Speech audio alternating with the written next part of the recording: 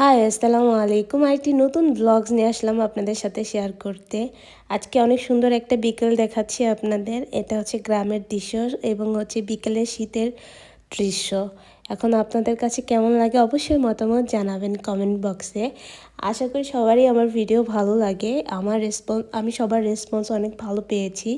And হচ্ছে সকালের নাস্তা শেষ করে আমি এখানে কাজ শুরু করে দিয়েছি। এখানে হচ্ছে আজকে হচ্ছে আমার কি বলে আদা রসুন ব্লেন্ড ছিল না, সো ওইগুলিকে আমি প্রিপারেশন নিচ্ছি আদা রসুন ব্লেন্ড করার জন্য। ওইখানে আপনাদেরকে ছোলা দেখাইছি, ছোলা ভিজাই রাখছি। সকাল হলে আমি যেগুলি খাই তার মধ্যে একটা খাবার থাকে ছোলা সিদ্ধ, আর কি এগুলি বুট বলে। যাই হোক, আপনারা চিনেন, বিস্তারিত বলতে হবে না। অ্যান্ড এখানে হচ্ছে আমি ব্লেন্ড করছি আদা রসুন আর পেঁয়াজ ব্লেন্ড করছি, বাট এই ব্লেন্ডারটা আমি নিজেই চালাইতে পারি না ব্লেন্ডারটাই ঠিকমতো চলে না, বুঝলাম না, ঠিকমতো ব্লেন্ড হয় নাই, আস্তে আস্তে রয়ে গেছে। দেন আমি আরেকটা ব্লেন্ডারে শিফট করলাম ওইগুলিকে, দেখি ওইটার মধ্যে কি হয়। সো ওইটার মধ্যে দেখার পরে তারপর হচ্ছে আপনাদেরকে জানাচ্ছি, কারণ আমি কি পারতেছি না নাকি কি বেশি হচ্ছে কি কম হচ্ছে বুঝতেছি না। তো হয়তো বা পানি বেশি হচ্ছে না কম হচ্ছে বুঝে উঠতে পারতেছিলাম না। আচ্ছা যাই হোক, দেন হচ্ছে আমি ওই ব্লেন্ডার দিয়ে ওইটা ব্লেন্ড করেছি, খুব সুন্দরভাবে ব্লেন্ড হয়েছে। বাট এটা দিয়ে কি সমস্যা জানি না। যাই হোক, এখন হচ্ছে আমি মুরগির মাংসের তরকারিটা বসাবো। এখানে হচ্ছে সমস্ত উপকরণ দিয়ে দিচ্ছি, যত ধরনের মশলা আছে সব কিছুই দিয়ে দিই। মশলা দিয়ে দেওয়ার পরে হচ্ছে মাংসটাকে কাটবো আমি, যেহেতু এখনও মাংসটা আমি কাটি নাই, ওটা আস্তে আস্তে ফ্রিজে রাখা হয় আমাদের। কারণ এখানে সব ধরনের মশলা আমি অ্যাড করতেছি, কারণ হচ্ছে যেহেতু একটু বেগুন দিয়ে রান্না করব, একটু ঝাল ঝাল না হলে খাবারটা খেতে ভালো লাগবে না। আর এখানে কোনো এক্সট্রা আদা রসুন বাটা দেই নেই, যেটা হচ্ছে দুইটা ব্লেন্ড ধোয়ার পরে যে মশলাটা বের হয়েছে ওইটাই ইউজ করেছি।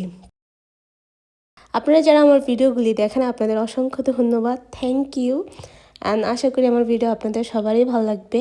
অ্যান্ড হচ্ছে এই যে তরকারিটা সবাই খেতে পারবে না, যারা খেয়ে অভ্যস্ত, যারা আর কি নিজের শরীরের বা স্বাস্থ্যের খেয়াল রাখে, তারা এই ধরনের খাবার খায়। আপনারা সবাই খাইতে পারবেন না, বাট কেউ যদি চান বাসায় একবার ট্রাই করবেন, অবশ্যই করতে পারেন। এই যে এখানে হচ্ছে 300 গ্রাম মুরগির মাংস আছে, এটা হচ্ছে ব্রয়লার যে বেস্টের অংশটা, ওই মাংসটা আর কি রান্না করা হয়। তো ওই মাংসটা হচ্ছে রান্না করার পর কিন্তু খেতে একটা রোস্টের ফ্লেভার আসে। এখানে কোনো তেল দেওয়া হয় না, বাদবাকি যত ধরনের উপকরণ আছে তোর মাংস রান্না করার জন্য ইউজ করা হয়, সব কিছুই দেওয়া হয়, শুধুমাত্র তেলটা ছাড়া। আপনাদেরকে আরেকটা জিনিস দেখাই, এক কাজ শেষ না হতেই আরেক কাজ শুরু হয়ে গেছে। এই যে আমি গোসল দিয়ে একটু মাত্র রেস্ট নিব, কোথায় তো আরও কাজ নিয়ে আসছে আমার জন্য।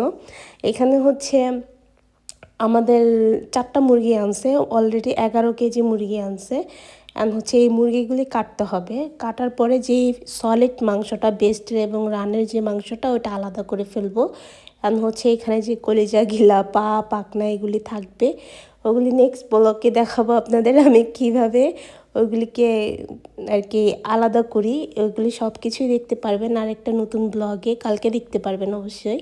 অ্যান্ড আজকে হচ্ছে এতটুকুই। আপনারা সবাই ভালো থাকবেন, সুস্থ থাকবেন। আল্লাহ হাফেজ।